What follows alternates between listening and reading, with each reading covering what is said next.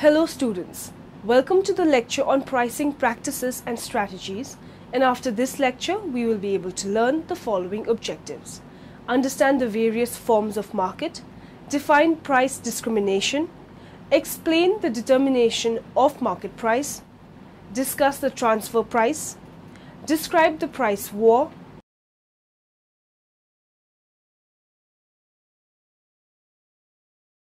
Let's start with the concept of pricing practices and strategies. Pricing theory under the profit maximization hypothesis suggests that, given the revenue and cost curves, price and output are so determined that profit is maximized. Some empiricists have, however, produced the evidence inadequate, though, that firms follow a pricing rule other than the one suggested by the marginality rule. Besides, in a complex business world, business firms follow a variety of pricing rules and methods depending on the conditions faced by them. Price is a unique category of the marketing mix as it is the only component that represents revenue for the firm. The remaining P's, product, place and promotion, are costly activities undertaken to create value for the consumer. Price in its ideal form recaptures this value, yet most companies adopt very simple heuristics or rules of thumb for setting prices, often divorced from firm strategy and economic reality. Let us now discuss the various forms of market. Market are traditionally classified into four basic types. These are: perfect competition is characterized by a large number of buyers and sellers of an essentially identical product. Each member of the market, whether buyer or the seller, is so small in relation to the total industry volume that is unable to influence the price of the product. Individual buyers and sellers are essentially price takers. Perfect competition. Competitive markets operate on the basis of a number of assumptions. When these assumptions are dropped, we move into a world of imperfect competition. These assumptions are many suppliers, each with an insignificant share of the market. This means that each firm is too small relative to the overall market to affect price via a change in its own supply. Each individual firm is assumed to be a price taker. An identical output produced by each firm, in other words, the market supplies homogeneous or standardized products that are perfect substitutes for each other. Consumers perceive the products to be identical. Effects of a change in market demand. The firm's average revenue curve shifts up to AR2 equals to MR2, and the profit maximization output expands to Q2. Notice that the MC curve is the firm's supply curve. Higher prices cause an expansion along the supply curve. Following the increase in demand, total profits have increased. An inward shift in market demand would have the opposite effect. Many sellers. In this market, there are many sellers who form total of market supply. Individually, seller is a firm and collectively it is an industry. In perfect competition, price of commodity is decided by market forces of demand and supply, that is by buyers and sellers collectively. Many buyers. Individual buyer cannot control the price by changing or controlling the demand, because individual buyers' individual demand is a very small part of the total demand or the market demand. Perfect knowledge. On the front of both buyers and sellers, perfect knowledge regarding market and pricing conditions is expected. So no buyer will pay a price higher than the market price and no seller will charge lower price than the market price. Perfect mobility of factors. This feature is essential to keep supply at par with demand. If all factors are easily movable from one line of production to another, then it becomes easy to adjust supply as per demand. The characteristics of a perfect competition. The four key characteristics of perfect competition are a large number of small firms, identical products sold by all firms, perfect resource mobility or the freedom of entry into and exit out of the industry, and the perfect knowledge of prices and technology. Large number of small firms. A perfectly competitive market or industry contains a large number of small firms, each of which is relatively small compared to the overall size of the market. This ensures that no single firm can exert market control over the price or the quantity. If one firm decides to double its output or stop producing entirely, the market is unaffected. Identical goods. Each firm in a perfectly competitive market sells an identical product, which is also commonly termed homogeneous goods. The essential feature of this characteristic is not so much that the goods themselves are exactly perfectly the same but that buyers are unable to discern any difference. In particular, buyers cannot tell which firm produces a given product. There are no brand names or distinguishing features that differentiate products by firm. What do you remember about perfect competition? I mean, how would you recognize a perfectly competitive industry if you ran across one? In perfect competition, 1, there are a large number of sellers. There are a large number of buyers too, but we won't be worrying about that just now. No individual is large enough to affect the market. 2, the product is homogeneous or identical or non-differentiated. For example, milk. When you go to buy 2% milk at the supermarket, what brand do you buy? If you're like me, you buy whatever's on sale. I have no brand loyalty whatsoever because milk is milk. 3, there's perfect information. It's actually not enough for products to be identical. Everyone has to know that the products are identical. Otherwise, we could be fooled by things like pretty packaging or celebrity endorsements. In a perfectly competitive industry, firm versus firm advertising is useless. All you'd be doing is driving up your own costs, and then customers would just buy from a cheaper competitor. However, you may see industry-wide advertising like the Got Milk campaign, pork, the other white meat, or beef, it's what's for dinner. These kind of campaigns raise demand for each firm's product across the industry. 4, easy entry and exit. Because firms can enter and exit the industry at will, long-term profits will be effective, but we'll get to that in just a bit. For the individual firm owner, the combined effect of these characteristics is that he or she has no power to control price and will earn zero economic profit in the long run. Let me ask you this. If the individual firm cannot set the price, then where does the price come from? Think back to our market activity earlier in the semester. In a market with lots of buyers and sellers, the price is determined collectively by the market supply and market demand. This, then, is the prevailing price for each firm. What happens if the firm doesn't like this price? If it tries to charge more than P star, all of the customers will go someplace else, so the firm would be forced back down to P star. If it tries to charge less than P star, then all customers in the industry will come to this firm. Sounds good, right? Wrong. This firm cannot accommodate the entire industry demand. Costs would skyrocket. The firm would be forced back up to P star to get rid of some of the customers. All of this means that the firm is a price taker, forced to accept P star, the market-determined equilibrium price. Note that this also means, because the firm charges P star regardless of the quantity demanded, that P star represents the firm's demand as well. Remember that perfectly elastic demand curve from earlier this semester, where consumers are so hypersensitive to price that price is all that matters? Well, that's this market structure. Okay, so you're a producer in a perfectly competitive market, and you have no control over the price that you can charge. Is there anything you do have control over that you can make decisions about? A perfectly competitive firm may not be able to choose its price, but it can choose how much output to produce. The firm owner will choose the level of output that will maximize his or her profits. See episode 26b to see why. Marginal revenue equals marginal cost will always be the profit maximizing role. So, you're a firm owner in a perfectly competitive industry. You can't choose the price that you charge, but you can select the amount of output that you produce. In order to maximize profit, you will always choose the level of output where marginal revenue equals marginal cost. Take a look at the perfectly competitive firm and see where this occurs.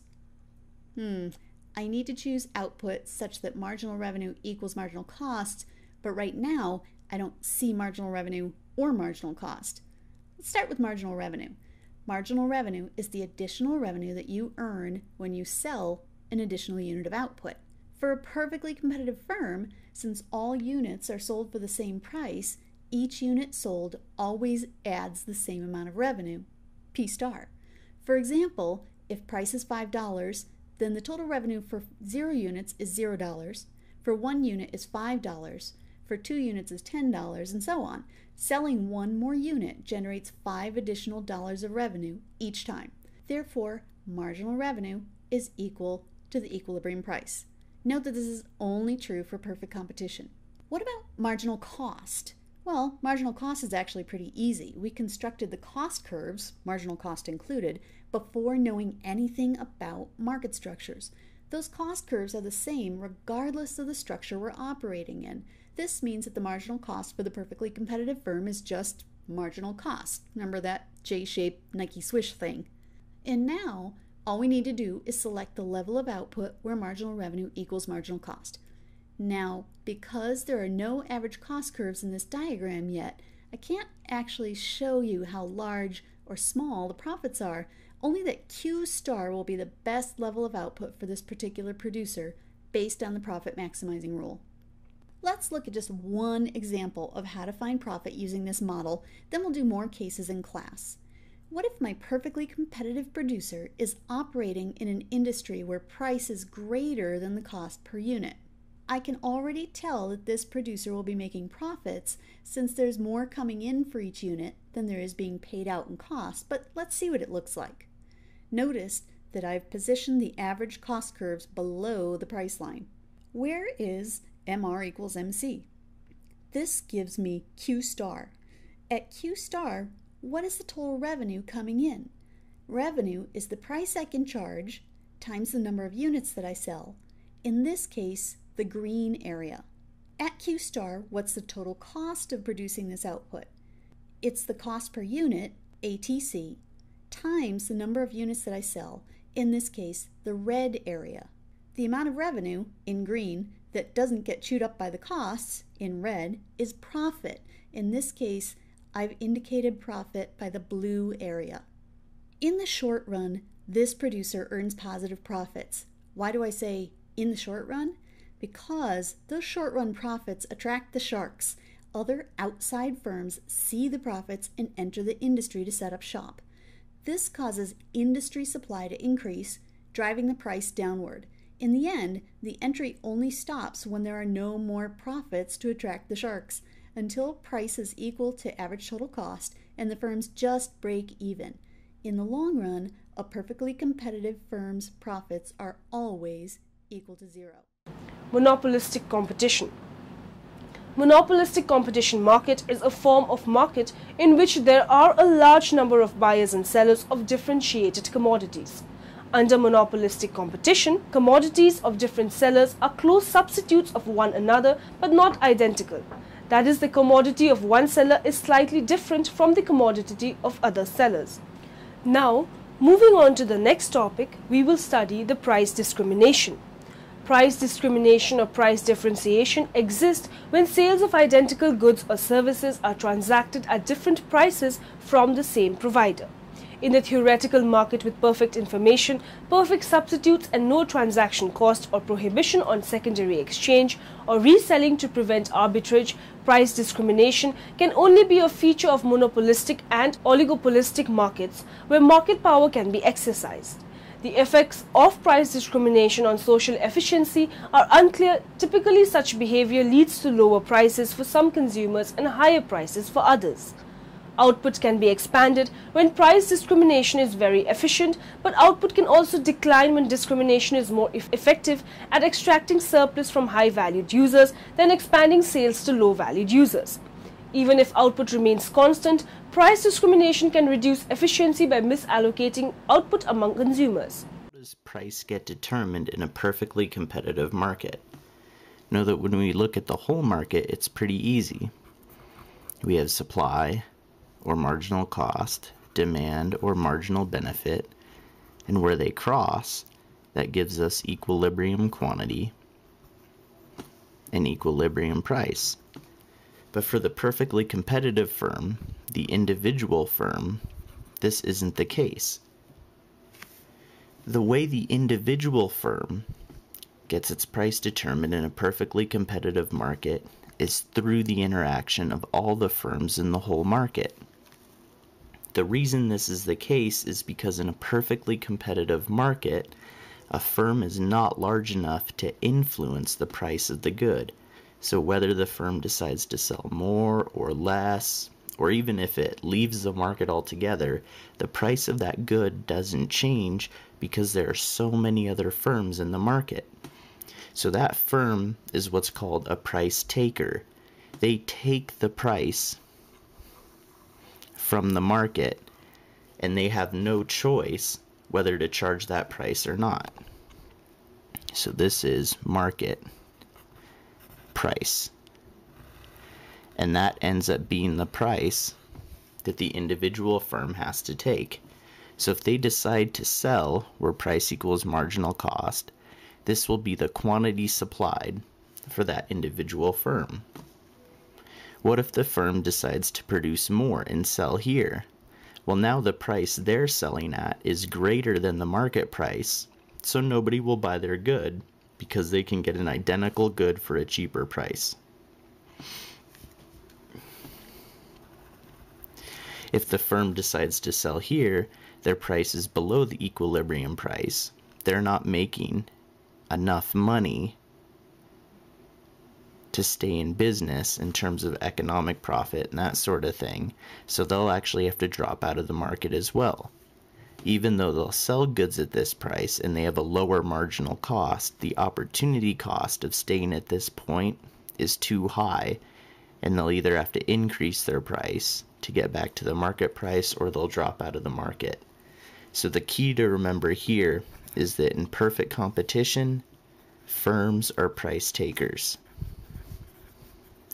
And that's because they cannot affect the market price for a good, and their price is determined by this interaction of the whole market. And you can just draw that line straight across to get the price for that individual firm. Price discrimination requires market segmentation and some means to discourage discount customers from becoming resellers and, by extensions, competitors.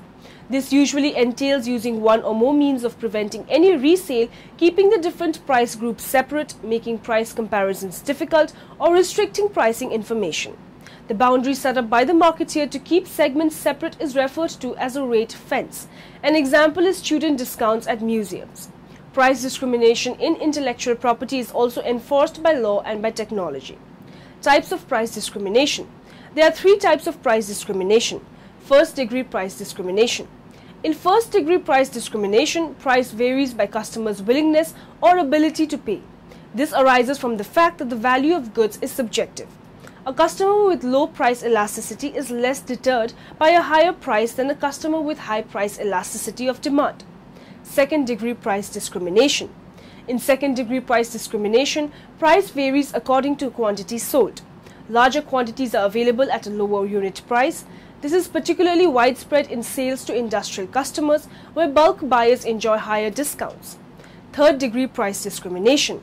In third-degree price discrimination, price varies by attributes such as location or by customer segment, or in the most extreme case by the individual customer's identity, where the attribute in question is used as a proxy for ability or willingness to pay.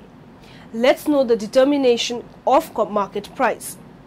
Determination of the price depends internal and external factors. Pricing goals represent internal policy. Also, price policy should be aligned on several other factors. Demand. Demand is the key determinant for market-oriented company. Demand is the starting point for all activities. Simply, the average customer will be demanding different product quantities depending on the price. Law of the market says that the demand and price are counter-proportional. Price increase leads to demand increase and vice versa. Competition. Competition has a significant influence to price determination of market-oriented companies.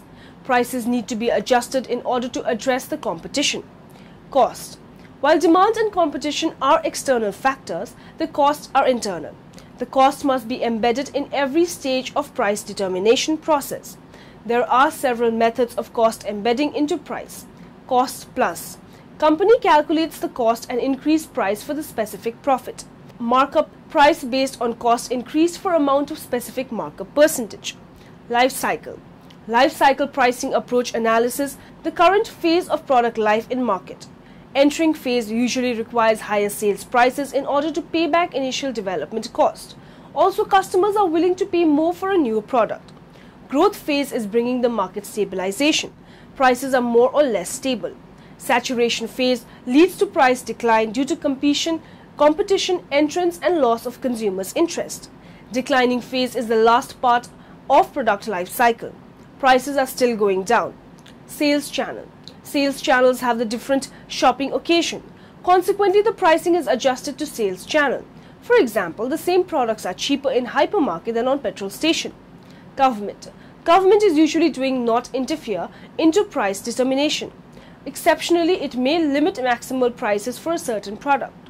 Still, government is influencing pricing since the taxes and custom duties are the part of the price. Transfer price. Transfer pricing is the price that is assumed to have been charged by one part of a company for products and services it provides to another part of the same company in order to calculate each division's profit and loss separately. In today's international market, a large share of the world trade consists of transfer of goods, intangibles and services within the multinational enterprises, MNEs, associated companies with business establishments in 2 or more countries. To determine the international tax liability in each jurisdiction, the right transfer pricing principle has to be applied. Commercial transactions between different parts of a multinational group may not be subject to the same market forces shaping the relations between 2 independent firms. Transfer pricing payments from one part of a multinational enterprise for goods or services provided by another may diverge from market prices for reasons of marketing or financial policy or to minimize tax. Transfer pricing methods. Best method rule of transfer pricing. The best method rule is intended to avoid the rigidity of the priority of methods that formerly had been required. The rule guides taxpayers and the IRS as to which method is most appropriate in a particular case. The temporary regulations no longer provided for an ordering rule to select the method that provides for an arm's length result. Rather, in choosing a method, the arm's length result must be determined under the method which provides the most accurate measure of an arm's length result. Multiple methods of transfer pricing. The temporary regulations encourage the taxpayer to use more than one transfer pricing method. When 2 or more methods produce inconsistent results, the best method rule should be applied to determine which method produces the most accurate measure. Presumably, if the results are consistent, it may not be necessary to invoke the best method rule. Comparable uncontrolled price method. The CUP method provides the best evidence of an arm's length price. A cup may arise where the taxpayer or another member of the group sells the particular product in similar quantities and under similar terms to arm's length parties in similar markets, an internal comparable. An arm's length party sells the particular product in similar quantities and under similar terms to another arm's length party in similar markets, an external comparable. Cost plus method of transfer pricing. The cost plus method begins with the cost incurred by a supplier of a product or a service provided to a non-arm's length enterprise, and a comparable gross markup is then added to that cost. Transactional profit methods of transfer pricing. Traditional transaction methods are the most reliable means of establishing the arm's length prices or allocations. However, the complexity of modern business situations may make it difficult to apply these methods. Where the information available on comparable transactions is not detailed enough to allow for adjustments necessary to achieve comparability in the application of a traditional transaction method, taxpayers may have to consider transactional profit methods. Transactional net margin method, TNMM, of transfer pricing. The TNMM compares the net profit margin of a taxpayer arising from a non-arm's length transaction with the net profit margins realized by arm's length parties from similar transactions, and examines the net profit margin relative to an appropriate base such as cost, sales or assets. Price war. Price war is a term that is used in economic sector to indicate a state of intense competitive rivalry accompanied by a multilateral series of price reduction. One competitor will lower its price and then others will lower their prices to match. If one of them reduces their prices again, a new round of reduction starts. In the short term, price wars are good for consumers who can take advantage of lower prices. Often they are not good for the companies involved. The lower prices reduce profit margins and can threaten their survival. In the medium to long term, they can be good for the dominant firms in the industry. Typically, the smaller, more marginal firms cannot compete and must close. The remaining firms absorb the market share of those that have closed. The real losers then are the marginal firms and their investors. In the long term, the consumer may lose too. With fewer firms in the industry, prices tend to increase, sometimes higher than before the price war started. Causes of price wars. The main reasons that price wars occur are the product differentiation. Some products are, or at least are, seen as commodities. Because there is little to choose between brands, price is the main competing factor. Penetration pricing. If a merchant is trying to enter an established market, it may offer lower prices than existing brands. Oligopoly. If the industry structure is oligopolistic, that is, has few competitors, the players will closely monitor each other's prices and be prepared to respond to any price cuts. Process optimization. Merchants may incline to lower prices rather than shut down or reduce output if they wish to maintain the economy of scale. Similarly, new processes may make it cheaper to make the same product. Price stickiness. In an oligopoly market, prices can become sticky because if the price rises, competitors will not follow the rise. So the merchant will lose its market share to its competitors on lower prices. But if the price falls, merchants will follow suit if they can. At some point, merchants find that they cannot gain profit if they cut the price further, so the sticky price remains. Price stickiness is extremely common among large supermarket chains, and prices, especially for commodities, tend not to vary much between them. Many of the supermarkets monitor price changes in other supermarket chains and vary their prices accordingly until they reach the point where any further decrease in their price will affect profits. Now, in the end, let us summarize what we have learned in this lecture. Price is a unique category of the marketing mix as it is the only component that represents revenue for the firm. These are perfect competition is characterized by a large number of buyers and sellers of an essentially identical product. Price war is a term that is used in economic sector to indicate a state of intense competitive rivalry accompanied by a multilateral series of price reduction. In the short run, the equilibrium market price is determined by the interaction between the market demand and the market supply. The cost plus method begins with the cost incurred by a supplier of a product or the service provided to a non-arm's length enterprise, and a comparable gross markup is then added to those costs.